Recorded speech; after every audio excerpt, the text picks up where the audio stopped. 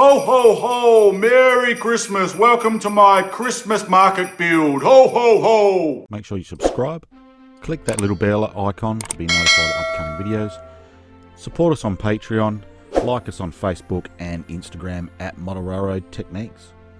Please have a look at my new website, www.modelrailroadtechniques.com.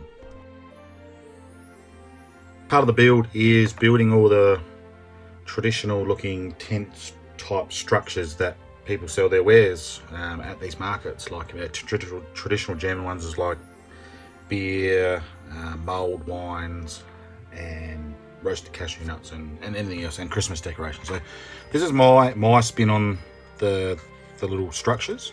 So I will show you how to build these. So this is obviously it in its very basic form. So I just wanted to be a little bit different with the type of colorings and that I use. I have the research I have done. They often have a red with pinstripe roofs and all sorts of things. So there's sort of two different sizes I'm going to look at doing. Obviously that's sort of the double one, and then I'm going to do the single like one. So you can see I've just started playing with the background, just back in here, just a pitch that I scaled up on the computer. So that's all confectionery and lollies and the like. So now I've got a little bench at the front here that I still need to colour up, and there's obviously a hell of a lot of stuff I need to put on the front, including the wreaths and the like that'll suit something similar to that. And then without further ado, I'll get into showing you how I built one of these. Okay, so what I've done, I have measured up my little shack. So this is sort of the substructure to it. So all it is I think 1.5 mil or 2 mil balsa wood. You can cut it up any way how you want it to make the buildings that you see fit. However, I sort of wanted to keep it incoming with this. So to give you some sort of idea, so this is obviously one of the sides. So we're looking at 5 centimeters or 2 inches, and from bottom to the top of the peak we're looking 1.25 inches or 3.3 centimeters. So all I've done, so you got 2 sides, a rear and the front. So the front is quite easy. All I did was sort of get roughly sort of waist height to a HO scale person, maybe a little bit lower than that, and that's how I cut it. So it's just a matter of 1 centimeter each end. And it's just a matter of easily just gluing these together. Now I don't glue them up in as I would my craftsman's kit, so I don't put bracing in the corner of them because I don't see the need for these type of basic substructures. So the glue I'm using is just tacky glue or almost glue. Now sometimes when you cut the balsa wood, you just got to try to keep your blade as vertical as you can. If not, I use 400 grit sandpaper just here and just try to get it nice and smooth, and just try to get those edges as square as you can. It is very difficult to do, but it's an important step. Alright, so I'm just going to leave that. So I'm just squaring it off with the matrix or the graph that I've got here on my cutting mat. So alright, so now time to do the roof on this. Now all I did was measure the width of it, which is the width across, then added a little bit for an overhang each side. Then I just lined the back edge up, and then I know it's not very technical, and I just rolled it forward and marked it, and then I just measured up to have like a bit of a veranda section at the front. So with that, it's just a matter of grabbing your straight edge and cutting it up with a fresh blade, number 11 X-Acto blade, or your equivalent. So the first one I did, I buggered it up. So this is the second roof I'll cut, and I'll show you why I buggered it up. Is the orientation of the chevrons. pretty sure I haven't done this one. Alright, so the orientation of the chevrons. So here's the building here. Chevrons sort of up and down. I had them going across, which I thought looked a little bit strange. So I'm going to go in the same orientation. I think that might just look a little bit nicer. It's interesting to see how this building turns out. I'm hoping it doesn't look too gaudy. I've got obviously posters that will go on the side of it. Not quite sure what little business this will be yet. Maybe the maybe the bratwurst place. So the next thing we need to do is mark it up to work out where we need to put the crease of the roof in, or the roof, the pitch of the roof. So probably the easiest way of doing it is just measuring along the back edge. If you want a little bit of an overhang, which I will just slightly, maybe a few millimeters. So we'll go 3.4 centimeters in the metric term.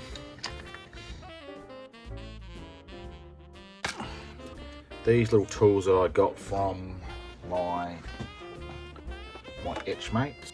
So with that comes with these other very handy little tools, which is just a plastic piece of styrene, effectively, down to a sort of a real, almost like a knife's edge there.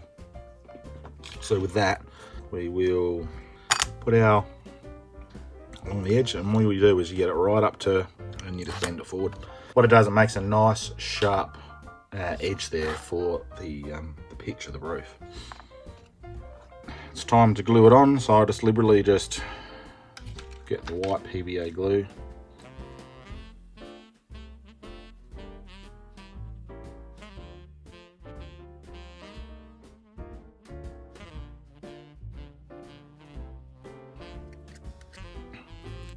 HO scale person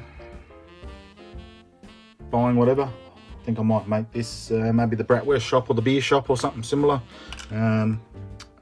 So I've got to make a few more buildings, so you make them up as different sort of configuration as what you like. So that's going to be sort of maybe the next one. So that might be just like a little sweet store or something similar, I think. So people actually, I'm going to look at people walk into this one to buy their sweets. They come in all different shapes and sizes, I've sort of noted. This one I'm going to put a little bit of more of a veranda over the front edge of it. So yeah, once we've done that one, I'll show you what that looks like. But it's the same process. You can just cut up with your balsa wood to the dimensions you want it, and away you go. So you just make very, very basic sort of structures like that.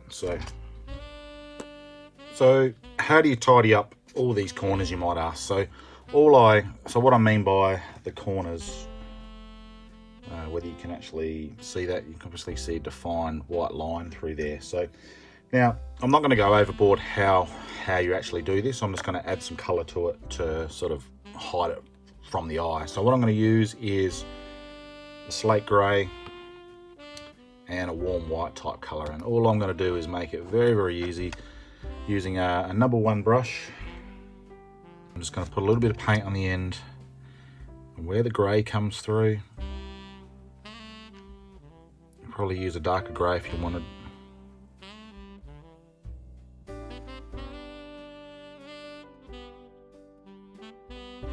Okay, so I've gone in with the grey, and now I've gone in with the white. So as you can sort of see, it just takes away that edge a little bit regarding just that stark white line that's sort of down the edge there.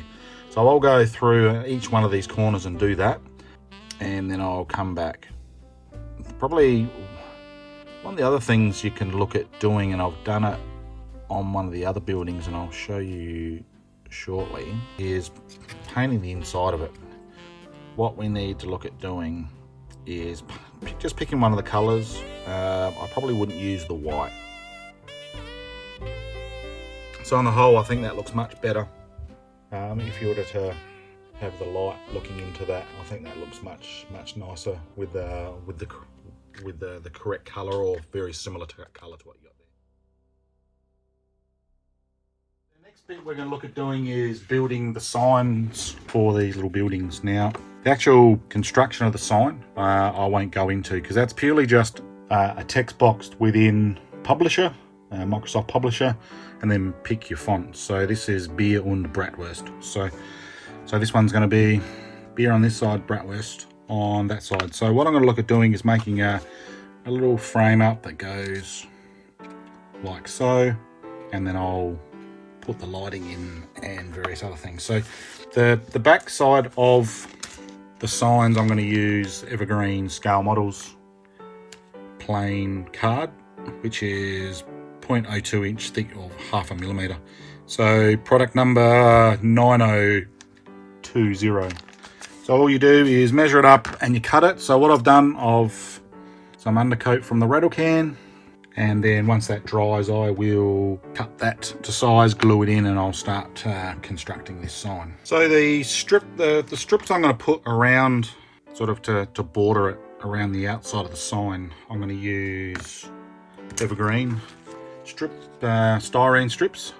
So product 132. So yet again, I've cut that to length, and I have given that a slight undercoat of grey primer. So there's the strip styrene that's all been painted up with the undercoat. Now, what I'm going to look at doing is painting up the colour with this Americana brand Alizerian Crimson, which is a reddy pink colour. So at this point, it's just a matter of getting the correct dimensions to cut your styrene and gluing them in place. So I'll go ahead and I'll do that, and I'll see you the other side.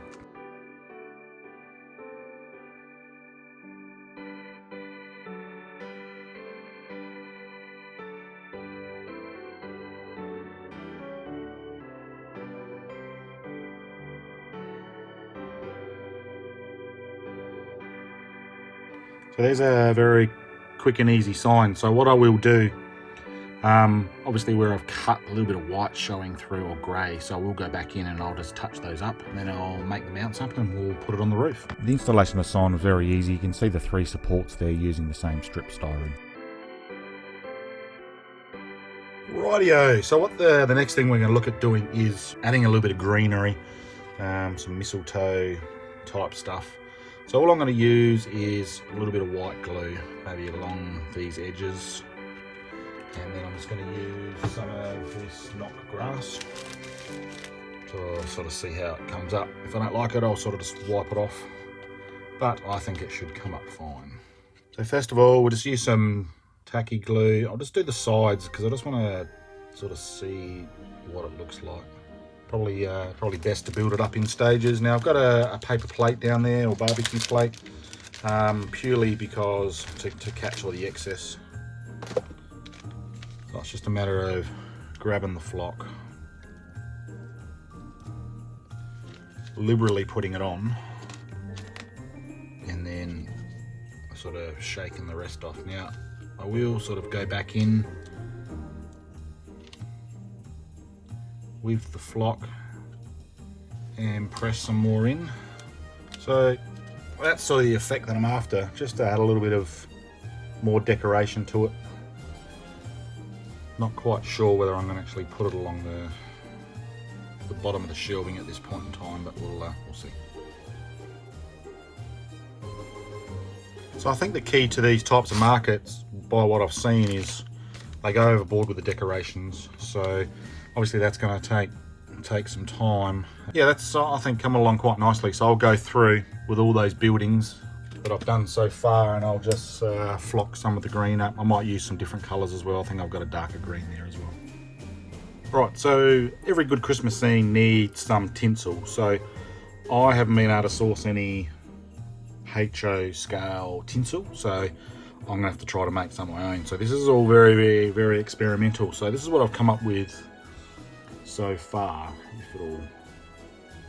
So all I've used to achieve that was 1/4 millimeter armature wire, which is about 10 centimeters to 6 inches long. And then I'm going to try using, from just my local craft store some glitter glue. My daughter doesn't actually know yet that I'm using this, but I'm using her glitter glue. Okay, so after experimenting using this stuff, trying to do on my hands, I've actually ended up using my second pair of hands that I use for the soldering. So pull the wire tight between the two alligator clips, and it's just a matter of coating the glue through. Every now and again you get these globs, but it's just a matter of coming back through with a small cocktail stick, just smoothing some of that out. So I'll probably leave that at this point in time. I'll probably go back through and just fill in some of these gaps, but I'll just let that that glue cure and go off a little bit. So that's the tinsel that's been installed on the beer and bratwurst little shop. I'm quite happy with the way that's come up. It looks quite realistic for the tints that I was trying to make. So that's the end of this video, episode number 3. Thank you very much for watching, and I'll see you on episode 4, which is tidying up the rest of this little market build and revealing what the end product looks like. See you next time. Make sure you subscribe, click that little bell icon to be notified of upcoming videos. Support us on Patreon, like us on Facebook and Instagram at Model Railroad Techniques.